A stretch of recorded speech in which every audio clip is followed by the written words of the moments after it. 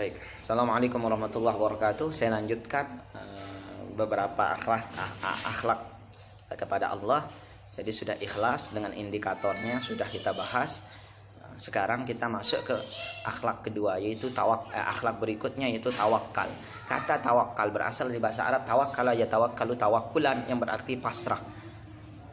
Tua Tengku Muhammad Hasbi As-Siddiqi mengatakan yang disebut dengan tawakal itu adalah penyerahan segala perkara, ikhtiar, usaha yang dilakukan kepada Allah serta berserah diri sepenuhnya kepadanya untuk mendapatkan kemaslahatan atau menolak kemudaratan,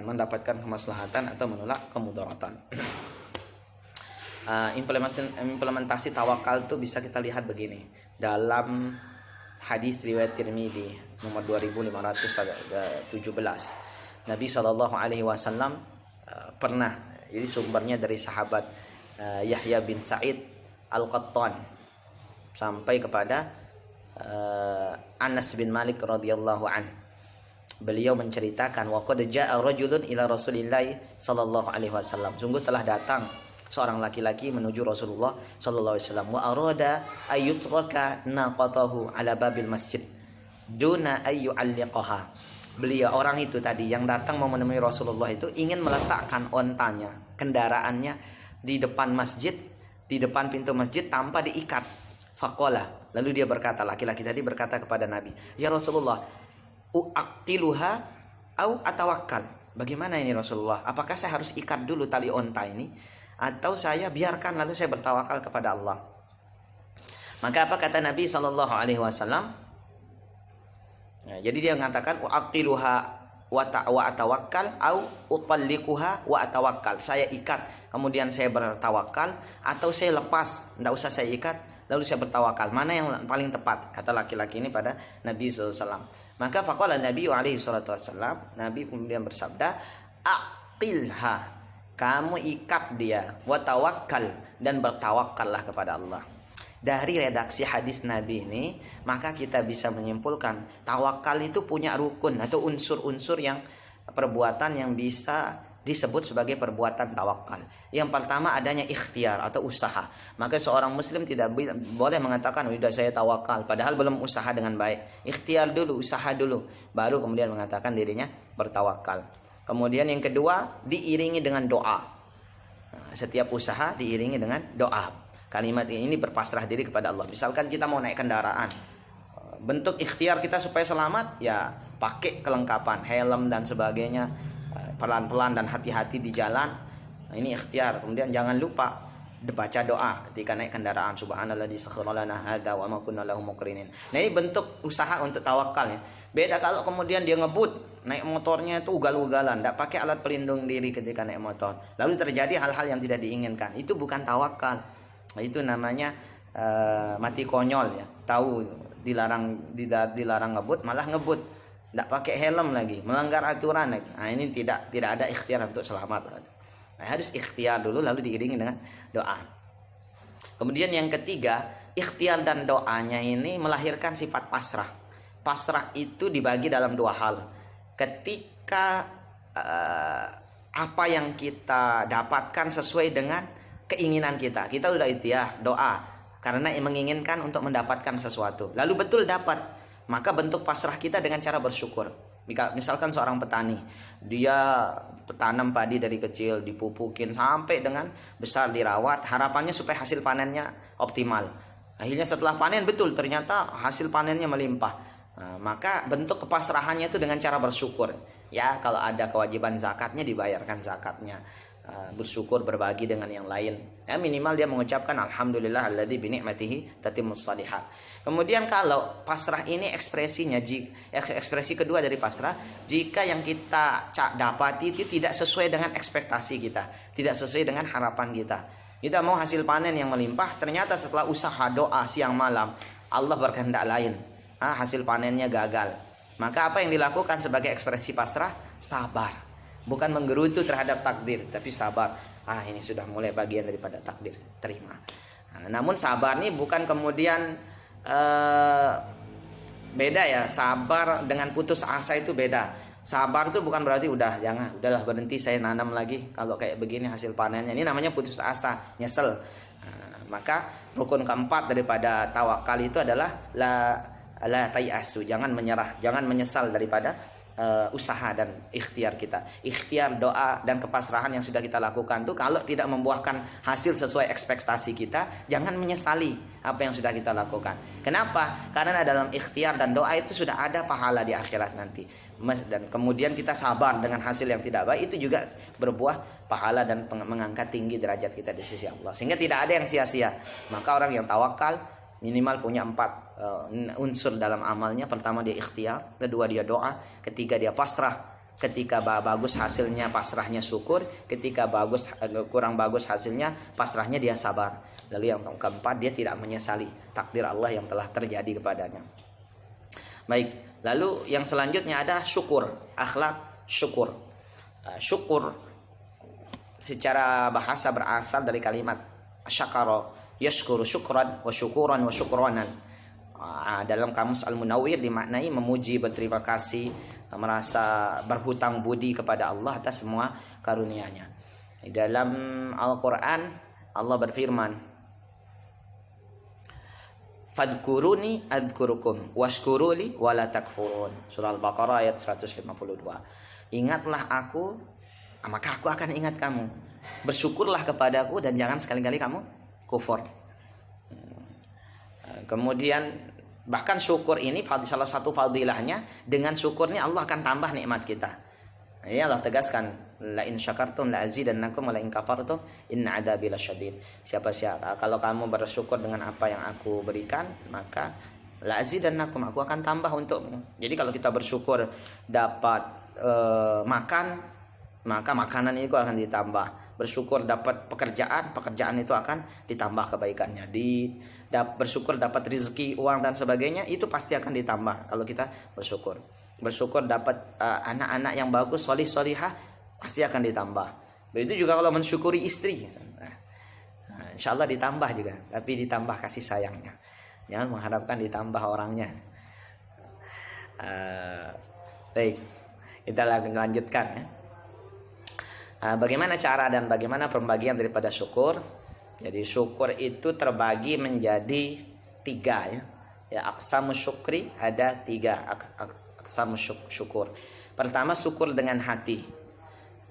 Syukur dengan hati ini cara ekspresinya adalah menetapkan dan meyakini dalam hati kita bahwa segala yang baik-baik semuanya datang dari Allah, dan kalau ada yang kita rasakan buruk itu akibat daripada amal kita yang kurang bagus.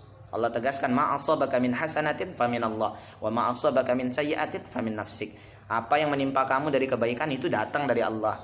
Yang menimpa kamu berupa keburukan itu karena dirimu sendiri.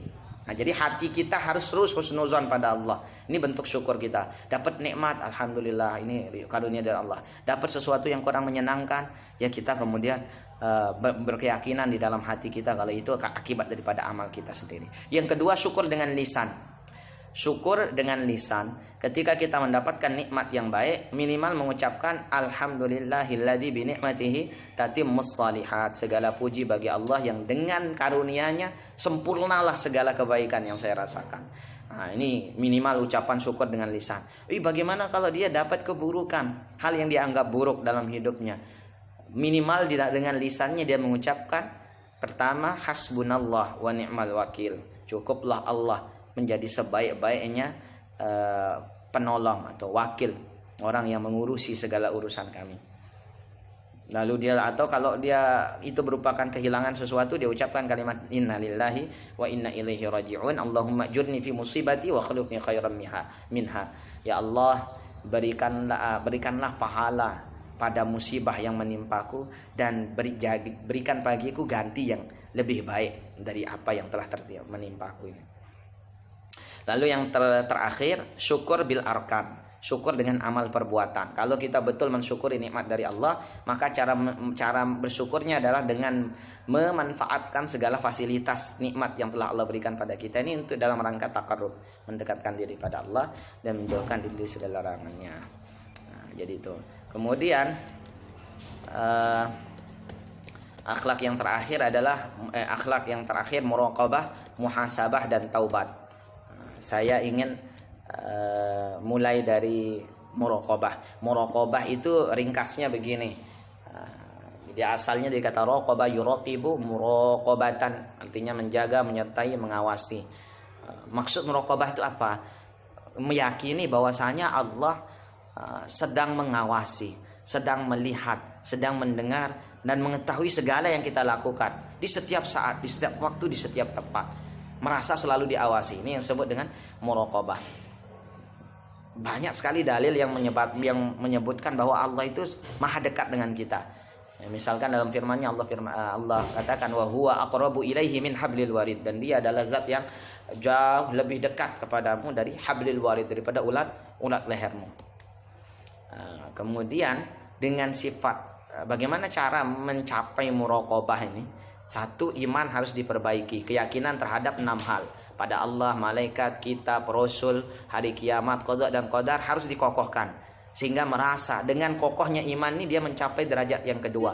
Merasa ihsan, merasa ada yang mengawasi dia, menyembah Allah seolah-olah melihat Allah. Atau kalau tidak bisa, yakin bahwasanya Allah pasti melihat kita.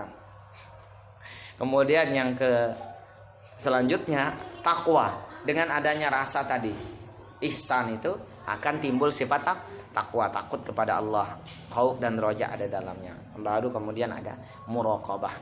Tentu takwa ini tidak bisa lahir tanpa sifat muraqabah. Kalau dia terus merasa diawasi Allah, baru bisa ada rasa takwa. Baik. Lalu selanjutnya muhasabah. Muhasabah ini asalnya di kalimat hasaba yuhasibu muhasabatan, yang berarti membuat perhitungan. Al-Imam At-Tirmidzi rahimahullahu taala meriwayatkan satu hadis. Al-kaisu man dana nafsahu wa amila lima ba'dal maut, wal ajizu man atba'a nafsahu hawaha wa tamanna 'ala Allahi. Orang yang pandai itu adalah orang yang pandai menghitung-hitung, menghisap, mengevaluasi dirinya sendiri, dan beramal dengan sungguh-sungguh untuk kebaikannya dalam kehidupan setelah kematian nanti. Sedangkan orang yang bodoh, orang yang lemah adalah orang yang mengikuti hawa nafsunya selama hidup di dunia, namun berangan-angan akan mendapatkan surga dari Allah.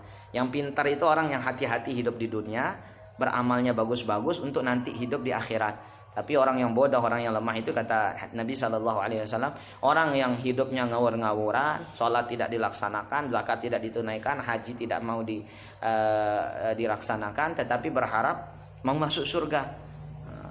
Hidup santai, mati disko, tetapi berharap masuk surga. Nah, ini orang yang bodoh, kata Rasulullah SAW. Ini muhasabah. Kapan kita bermuhasabah? Al-Imam Ibnu Qayyim Al-Jauzi mengatakan muhasabah itu minimal kita lakukan dalam 3 hal, 3 keadaan amal. Pertama, dilakukan sebelum kita beramal. Kita hitung-hitung betul hati kita ini. Kita timbang-timbang, ini amal bagus apa tidak? Bagaimana pendapat Allah dan Rasulnya tentang amal yang saya lakukan nih? Kalau itu baik menurut Allah dan Rasulnya, apakah saya ikhlas dalam melakukan amal ini? Nah, ini kita timbang-timbang sebelum beramal. Yang kedua, di saat sedang beramal, terus perbaiki, muhasabah diri. Ya, cara di dalam amal ini apa yang kita lakukan? Evaluasinya. Kita lihat apakah sudah dalam rel yang diridhoi Allah dan Rasulnya, dan apakah amal kita ini betul-betul untuk kemaslahatan diri, dunia, agama, dan akhirat kita. Yang ketiga, muhasabah dilakukan setelah beramal.